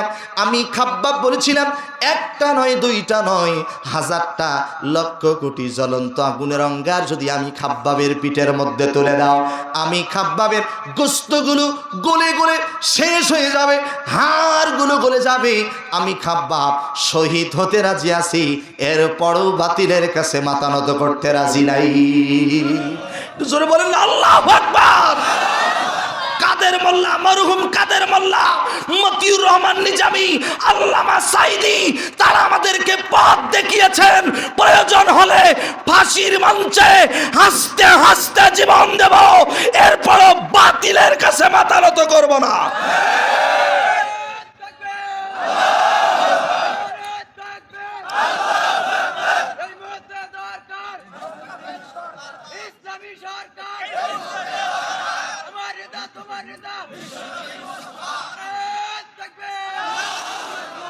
এই যে যুবক তরুণ স্লোগান দিছে, আপনারা খুশি না বেজার? আমাদের তো সব দেখা শেষ। বুবু দেখলাম, আপা দেখলাম, চাচাও দেখলাম। কথা বলে না, কথা বলে না, কথা বলেন। ধানের শিশু দেখলাম, নৌকাও দেখলাম, এরপরে কি দেখলাম, লাঙ্গলও দেখলাম, চাচাকেও দেখলাম। একটাবার দাড়ি পাল্লা দেখার দরকার। কথা বলে না, কথা বলে না, কথা বলে না। শুধু আলহামদুলিল্লাহ, সারা বাংলাদেশে আলহামদুলিল্লাহ দ্বীনের দাওয়াত ছড়িয়ে যাচ্ছে। আমাদের বিশ্বাস, বাটপা মুনাফিকদের দিন দেখা শেষ, আগামীতে টুপিওয়ালা দাড়িওয়ালাদের বাংলাদেশ। ঠিক কিনা বলেন? আল্লাহ তুমি কবুল করো। এই যে দেখেন, জেনে শুনে বুঝে, এই দেখেন জেনে শুনে বুঝে এই আমানতটা দেওয়ার দরকার আছে না নাই? যেখানে সেখানে টিপসই দেওয়া যাবে যাবে বেনামাজি যেখানে আমরা নাই, কোরআনের আইন নাই যেখানে আমরা নাই, দেখবেন যেই লোকটা এবার উঠে যাবে ওই লোকটাই ইসলামের বিরোধী। ঠিক কিনা বলেন? কোরআন আছে যেখানে সেখানে জীবন দিতে রাজি আছেন তো ইনশাআল্লাহ? আরেকটু জোরে বলেন। হযরতে খাব্বাব, হযরতে খুবাইব রাদিয়াল্লাহু তাআলা আনহু জীবন দিয়েছে, প্রয়োজন হলে আমরাও জীবন দেব, এরপরেও বাতিলের কাছে মাথা নত করব। তবে হ্যাঁ শোনেন, আমরা তাদের সাথে খারাপ আচরণ করতে চাই না, আমরা তাদের সাথে সুন্দর আচরণ দিয়ে আমরা আমাদের ইসলাম ধর্মে তাদেরকে, কোরআনের দলে তাদেরকে আহ্বান জানাতে চাই। ঠিক কিনা বলেন? রসুলের আদর্শ কি ছিল? খুব মনোযোগ। আল্লাহ নবী সাল্লাল্লাহু আলাইহি সাল্লাম তিনি স্ত্রীদের সাথে উত্তম আচরণ করেছেন, নবীজি কাফেরদের সাথে উত্তম আচরণ করছেন। সুবহানাল্লাহ বলবেন না?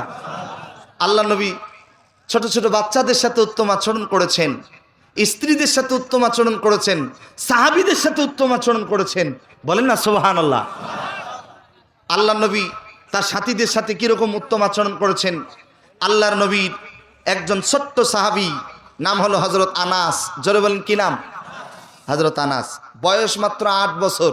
জবান খুলে বলেন কয় বছর? 8 বছর। হযরত আনাসের মা হযরত আনাসকে নিয়ে আসছে নবীজির সামনে। আসার পরে ডাক দিয়া বলে, ওগো আল্লাহর নবী, আনাসকে আজকের থেকে আপনার খাদেম বানায়া দিলাম। সুবহানাল্লাহ বলবেন না? আনাসের মা এই কথা বলার সাথে সাথে নবীজি ডাক দিয়া বলে, আনাসের মা, বয়স কম, মাত্র 8 বছর বয়স, আমার কি খাদেমের দায়িত্ব পালন করবে? হযরত আনাসের মা ডাক দিয়া বলে, নবী গো, আমার সন্তান বড় কোনো কাজ করতে পারবে না, অন্তত পক্ষে ছোট ছোট কাজ করতে পারবে। অজুর পানি এনে দিবে, মেসওয়াক এনে দিবে, জুব্বা পাঞ্জাবি এনে দিবে। সুবহানাল্লাহ বলেন। আল্লাহর নবী খুশি হয়ে গেলেন। হযরত আনাসের মায়ের কথা শুনে খুশি হয়ে হযরত আনাসের মাকে ডাক দেয়া বললেন, তোমার সন্তানকে রেখে যাও, আজকের থেকে তোমার সন্তান আনাস আমার খাদেম হিসাবে কাজ করবে। রেখে চলে গেলেন। আল্লাহর নবী শাম দেশের জুব্বা পছন্দ করতেন। আমার দিকে তাকান, খুব মনোযোগ। আল্লাহর নবী হযরত আনাসকে ডাক দিয়ে বলে, আনাস, তুমি আমার শাম দেশের জুব্বাটা নিয়ে আসো। জুব্বা আনতে গেছে। মদিনার চত্বরে ছোট ছোট বাচ্চাগুলো খেলতেছে। খেলার দৃশ্য দেখতে গিয়া জুব্বা আনতে ভুলে গেছে।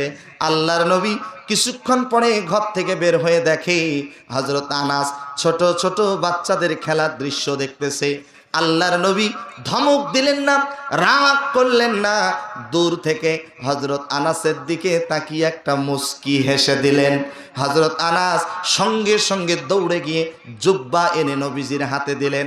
হযরত আনাস বলেন, ওই দিন নবীজি ইচ্ছা করলে আমার প্রতি রাগ করতে পারতেন, ধমক দিতে পারতেন, কিন্তু নবীজি ওই দিন আমাকে মুস্কি হেসে দিয়ে যে শাসনটা করেছিল, এই শাসনটা পরবর্তীতে যতদিন খেদমত করেছি আমাকে মনে রেখেছে। একটু জোরে বলেন না আল্লাহু আকবার। আল্লাহর নবী সাহাবীদের সাথে কত সুন্দর রসিকতা করেছেন। আল্লাহর নবী সাহাবীদের সাথে একসাথে খেজুর খায়। জোরে বলেন কি খায়? খেজুর খাচ্ছে। আল্লাহর নবীর পাশেই বসেছে নবীজির জামাতা হযরত আলী। সুবহানাল্লাহ বলেন। হযরত আলী পাশেই বসেছে, খেজুর খায়, আটিগুলো বিচিগুলো সামনে রাখে, কিন্তু নবীজি খেজুর খায়, আটিগুলো নিজের সামনে না রেখে হযরত আলীর পালার মধ্যে রাখে। খেজুর খাওয়া শেষ। নবীজি ডাক দিয়া বলে, আমার সাহাবীরা দেখো, আল্লাহ আমার একটা জামাই দিছে, খাদক জামাই, শুধু খায় আর খায়। সবার সামনে অল্প বিচি, সবার সামনে অল্প আটি, আর আমার জামাই আলীর সামনে ডাবল আটি। আটি বোঝেন তো? ডাবল আটি। এই কথা বলার সাথে সাথে ডাক দিয়া বলে, ওগো আল্লাহর নবী, আমি তো এতক্ষণ থেকে খেজুর খেয়েছি, আটিগুলো সামনে রেখেছি, আপনি তো আমার থেকেও বড় খাদক। আপনি এতক্ষণ থেকে খেয়েছেন, আপনার সামনে একটা আটিও নাই, আপনি আটি সহ খাইছেন। সুবহানাল্লাহ বলেন না? আরেকটু জোরে বলেন। কি সুন্দর রসিকতা! আল্লাহর নবী সাহাবীদের সাথে উত্তম আচরণ করেছেন। শুধু কি তাই, নবীরা আল্লাহর নবী স্ত্রীদের সাথে উত্তম আচরণ করেছেন। নবীজির 11 জন স্ত্রী ছিল, 2 জন দাসী ছিল। জেনে খুশি হবেন, নবীজির স্ত্রীদের মাঝে একদিন ঝগড়া লেগেছে। কি লেগেছে? ঝগড়া। এ বলে আমি নবীজিকে বেশি ভালোবাসি, ও বলে না আমি নবীজিকে বেশি ভালোবাসি। এক পর্যায়ে আল্লাহর নবী বাড়িতে চলে আসছে। নবীজিকে ডাক দিয়া বলে, ওগো আল্লাহর নবী, আপনি আপনার কোন স্ত্রীকে ভালোবাসেন, এই মুহূর্তে ফয়সালা দেন, উত্তর দেন। নবীজি ডাক দিয়া বলেন, আমি কাকে বেশি ভালোবাসি এই আনসার আমি এখন দিতে পারবো না, আগামীকাল সকালবেলা দেব। উদউ ইলা সাবিলি রব্বিকা বিল হিকমা। আল্লাহর নবী একটু হিকমত অবলম্বন করলেন। আল্লাহর নবী সেখান থেকে চলে গেলেন। রাত গভীর হয়ে গেছে। নবীজি একটা খেজুরের পোটলা হাতের মধ্যে নিয়েছে। খেজুরের পোটলা হাতের মধ্যে নিয়ে প্রত্যেকটা স্ত্রীর ঘরে গেছে। আম্মা জান আয়েশার ঘরে গিয়ে আয়েশাকে ডাক দিয়ে বলে, আয়েশা, তোমার হাত দুটো বাড়িয়ে দাও। আম্মা জান আয়েশার হাতে 2টা খেজুর দিছে। কয়টা? 2টো খেজুর দিয়েছে। ডাক দিয়া বলে, আয়েশা রে, আমি তোমাকে 2টা খেজুর দিলাম, এই কথা যেন অন্য কেউ না জানে, আমানত রাখবা, ওয়াদা দাও, কাউকে বলতে পারবা না। আল্লাহর নবী ওয়াদা নিয়ে ওখান থেকে চলে গেলেন, আর একজন স্ত্রীর ঘরে গেলেন, সেখানেও গিয়ে 2টা খেজুর দিলেন। এইভাবে নবীজি প্রত্যেকটা স্ত্রীর ঘরে গিয়া 2টা করে খেজুর দিলেন। পরদিন সকাল হয়ে গেল, নবীজির স্ত্রীগণ উপস্থিত, সবাই একজন আর একজনের দিকে তাকায়। নবীজি এবার কি ফয়সালা দিবে জানি না, নবীজি কাকে বেশি ভালোবাসে। নবীজিকে ডাক দিয়ে বলে, ও আল্লাহর নবী, আপনি বলেছেন সকালবেলা বলবেন আপনি আপনার কোন স্ত্রীকে বেশি ভালোবাসেন, তাড়াতাড়ি বলেন, আমরা শোনার জন্য অপেক্ষা করতেছি। নবীজি ডাক দিয়া বলে, আমার স্ত্রীগণ শোনো, গতকাল রাত্রে যার ঘরে গিয়ে আমি 2টা খেজুর দিয়েছি তাকে আমি সব থেকে বেশি ভালোবাসি। এই কথা বলার সাথে সাথে সবাই মাথা নিচু করেছে, মাথা নিচু করে সবাই মুস্কি মুস্কি হাসে, কারো কথা কাউকে বলে না। সুবহানাল্লাহ বলবেন না? আরেকটু জোরে বলেন। কারো কথা কাউকে বলে না, কারণ নবীজি সবার কাছ থেকে ওয়াদা নিয়েছে যে কারো কথা কাউকে বলা যাবে না। কারণ নবীজি সবাইকে জবান খুলে বলেন, কয়টা করে খেজুর দিছে। কি হেকমত, কি সুন্দর রসিকতা। আল্লাহর নবী সবার সাথে হেকমত সাথে চলাফেরা করেছেন, বলেন না সুবহানাল্লাহ। আমার ভাইয়েরা, যে কথাটি আমি বলতেছিলাম, আল্লাহর নবী কাফেরদের সাথেও কেমন সুন্দর আচরণ করেছেন। একজন কাফের, একজন মুশরিক, একজন ইয়াহুদি ইচ্ছাকৃতভাবে মসজিদে প্রবেশ করে প্রস্রাব করা শুরু করে দিয়েছে। ওই মসজিদের ভিতরে আল্লাহর নবী এবং হযরত ওমর উপস্থিত। যখনই ইয়াহুদি প্রবেশ করে, মসজিদের ভিতরে প্রবেশ করে যখন প্রস্রাব করা শুরু করে দিয়েছে, হযরত ওমর রাগান্বিত সাহাবী তরবারি বের করেছে, কল্লা কেটে আলাদা করবে। আল্লাহর নবী ডাক দিয়া বলে, ওমর ধৈর্য ধারণ করো, একটু শান্ত হও। শান্ত হয়ে গেছে। আল্লাহর নবী ওই ইহুদির কাছে গিয়ে বলতেছে, তুমি কি জানো এই স্থানটা কোন স্থান? তুমি কি জানো এই জায়গাটা কোন জায়গা? এই জায়গাটা হলো পবিত্র মসজিদ। মসজিদ হলো ইবাদতের স্থান। এখানে মুসলমানেরা আমরা নামাজ আদায় করি, ইবাদত করি। সুবহানাল্লাহ বলেন। তুমি এখানে প্রবেশ করে এই পবিত্র জায়গাটাকে প্রসাব করে অপবিত্র করেছো। আসলেই বলো তো, তুমি কি কাজটি ঠিক করেছো? কাজটা তুমি মোটেও ঠিক করোনি। পরবর্তীতে এই ভুল যেন আর কখনো না হয়। আল্লাহর নবী নরম কণ্ঠে, কোমল কণ্ঠে, সুন্দর আচরণ দিয়ে তাকে সুন্দর করে বুঝিয়ে মসজিদ থেকে বের করে দিলেন। এই ভুল যেন আর কোনো দিন না হয়। ইহুদি মসজিদ থেকে বের হয়ে বাড়ির দিকে যায়, যাইতে যাইতে নিজেই নিজে অনুতপ্ত হয়ে গিয়েছে। আহারে, আমি তো চাইলাম নিজেই গন্ডগোল লাগাবো, কিন্তু না না, মাঝে মাঝে দেখবেন আমার দেশেও কিছু ইসকন নামের কিছু ভণ্ড আছে, যারা মাঝে মাঝে কিছুদিন আগে চট্টগ্রামের মধ্যে তারা স্লোগান দিচ্ছে, এই ইসকনরা তারা আবার স্লোগান দিচ্ছে হিন্দু খ্রিস্টান বৌদ্ধ ঐক্য পরিষদ। হিন্দু খ্রিস্টান বৌদ্ধ ঐক্য পরিষদ যদি দাও, তাহলে ওই জায়গায় মুসলমান নামটা দিলে আবার সমস্যা কি? কথা বলে না, কথা বলে না। তাহলে ওরা হিন্দু খ্রিস্টান বৌদ্ধ ঐক্য পরিষদ করে মুসলিমদের বিরুদ্ধে তারা দাঁড়াতে চায়। অথচ আমি তাদেরকে পরিষ্কার ভাষায় বলে দিতে চাই, বাড়াবাড়ি করবেন না। কারণ ইসলাম ধর্ম যদি প্রতিষ্ঠিত হয়, আমাদের ইসলাম ধর্ম শিক্ষা দিয়েছে, কোরআন যদি আল্লাহর কোরআন যদি সংসদে চলে যায়, হিন্দুরা তাদের মন্দিরে গিয়ে ইবাদত করবে, খ্রিস্টানরা গির্জায় গিয়া ইবাদত করবে, কোনো গন্ডগোল হবে না। মুসলমানেরা দাঁড়িয়ে দাঁড়িয়ে তাদের নিরাপত্তা দেবে। ঠিক কিনা বলেন? এটাই তো ইসলাম। কিন্তু এরা মানুষকে ভুলভাল বুঝাতে চায়, জয় শ্রীরাম জোর করে স্লোগান দিতে চায়। আসলেই এরা স্বৈরাচারী শাসক। 17 বছর যারা অবৈধভাবে ক্ষমতায় ছিল, তাদের পক্ষ নিয়েই তারা স্লোগান দিতে মাঠে নামতে চায়। ঠিক কিনা বলেন? কিন্তু আর কোনো লাভ হবে? জোরে বলেন, হবে? মুসলমানরা এখন জেগেছে, মুসলমানেরা রক্ত দিতে শিখেছে, জীবন দিতে শিখেছে, জীবন দিবে, বাতিলের কাছে মাথা নত করবে না। বলেন ইনশাআল্লাহ। আসতে বলবেন, একটু আওয়াজ দিয়ে জোরে বলেন না ইনশাআল্লাহ। ইহুদি নিজে নিজে অনুতপ্ত হয়ে নবীজির কাছে যখন চলে এসেছে, আল্লাহর নবীর কাছে এসে বলতেছে, ওগো আল্লাহর নবী, ও চাচা, চাচা,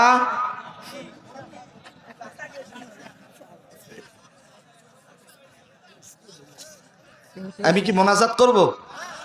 কথা বলে না, মোনাজাত করব, আলোচনা চলবে না। মিঠা পুকুরের মুসলমান এত তাড়াতাড়ি তো দুর্বল হওয়ার কথা নয়। আলোচনা চলবে, চলবে। তাহলে একটু সবাই জোরে বলেন তো, চলবে চলবে। কতক্ষণ চলবে? ইমান আছে? কথা কয় না, ইমান আছে? সারা রাত যদি বলি ফজর, কত রাত কত দিকে চলে গেছে। আজকের না হয় সরান দ্বিমুখী উচ্চ বিদ্যালয়, প্রয়োজন হলে ফজর পড়ে বাড়িতে যাব। ইমান আছে তো ইনশাল্লাহ? পাক্কা? কারা কারা দুই হাত তুলে দেখায় দাও। নারায়ে তাকবীর, নারায়ে তাকবীর। কোরআনের মাহফিল যেখানে, বাজার ঘাট যেখানে, মাশাআল্লাহ। হাত নামান। আপনারা হাত উঠেছেন, আমি কিন্তু হাত উঠাইনি ভাই, আমি কিন্তু হাত নিচেই রেখেছি। এটা একটা হিকমত, বলেন না সুবহানাল্লাহ। তবে হ্যাঁ, এখানে ওলামায়ে কেরাম আছে, আমার ডানে বামে প্রবীণ ওলামায়ে কেরাম আছে, যাদের ছাত্র হওয়ার আমার যোগ্যতা নাই, তারপরেও আমাকে সম্মান দিয়েছেন, স্টেজে বসিয়েছেন। আপনাদেরকে মোবারকবাদ জানাই। উস্তাজুল আসাতিজা যারা, আল্লাহ পাক তাদের প্রত্যেকের নেক হায়াত দান করুন। একটু জোরে বলেন না আমিন। আপনারা যে নিয়ত করছেন ইন্নামাল আমালু বিন্নিয়াত, এটা কি সবার মুখস্থ আছে তো? এই যে নিয়তটা করছেন না, বাড়িতে গিয়ে যদি ঘুমান, রাত 12টায় মোনাজাত, বাড়িতে গিয়ে যদি ঘুমান আর নিয়ত করেন, আল্লাহ মুয়াজ্জিন সাহেব যখন আজান দেবে, আসসালাতু খায়রুম মিনান নাওম,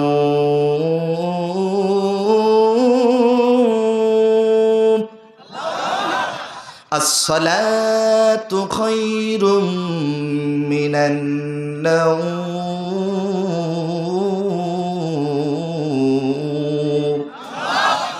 ঘুমের থেকে নামাজ উত্তম।